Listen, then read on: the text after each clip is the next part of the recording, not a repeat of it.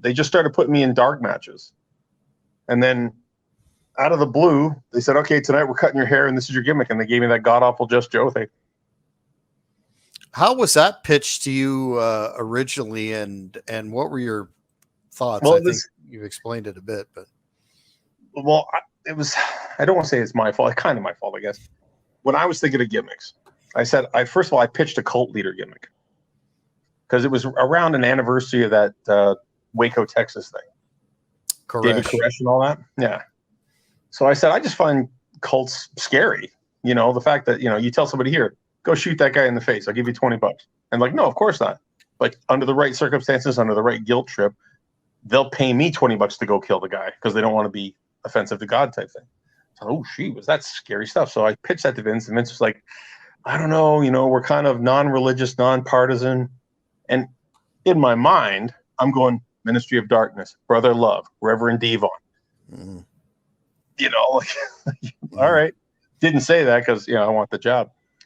And then I pitched, I said, I'd like to do a thing where I cut my hair real short, wear a suit and tie, because it's right at the tail end of the grunge era, saying that, the American kids are just a bunch of bums now. They need to cut their hair and get a real job and straighten up and fly right and call our group the moral majority. Mm. And he says, I don't really see a lot of motion in that. And I'm like, your whole audience are fucking kids with, crazy hair and piercings. This is ideal, but he wouldn't go for it. And then, of course, shortly later, the Right to Censor gets on. Mm-hmm. Right. Mm-hmm. But then I kept kind of needling about the cult leader thing because I had a good feeling about it. And I said, it's not necessarily religious. I'm not saying I'm God. I'm just saying I'm the messenger. And Vince does the complete Mr. Man.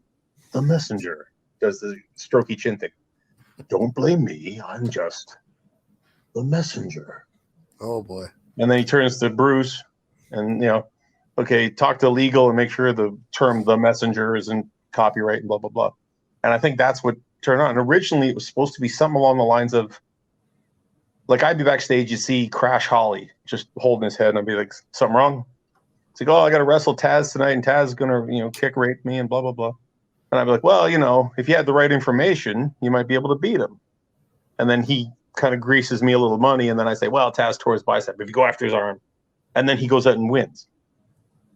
And we start doing things like that where I'm the guy with all the information backstage. I have like medical files and stuff in my hand. I'm the inside guy. And then somehow it would intertwine with the acolytes, the acolytes protection thing, right? So, if people couldn't get the job done with me, then they'd hire the acolytes who'd go out and kick ass because they couldn't do it.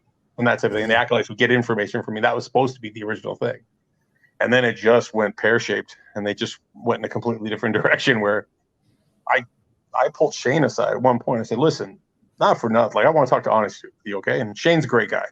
Mm-hmm. And he's like, yeah, go ahead. I'm like, you guys are booking me out of a job. He's like, no, we love your work, and, we just got to find the right vehicle. I'm like, yeah, but you're booking me out of a job. Every time I get the slightest bit of heat, you scrub me. Like, the whole heat on this character is he gets away with murder. He's like Jimmy Hart never quite gets hit, and then at WrestleMania somebody finally bashes him in the head and the place goes nuts. But you beat up Jimmy Hart every day, who cares? And it's the same with this. You're beating me too much to the point where I'm not valuable to you and there's no reason to keep me around. Like, financially, you don't have a good reason to keep me here. And I want to make money, but I want to make you guys money too. I want to be a valued commodity here. And so he said, well, let me go talk and see what I can do. And I'm sure he did, but they didn't. The writer they gave me, this guy, Jamie, was an idiot. He wouldn't listen to anybody. Every time I suggested something, he'd just kind of dismiss it. And then somebody else would say the same thing to him, and then he'd say it was a brilliant idea. So he had something against getting input from me, I guess.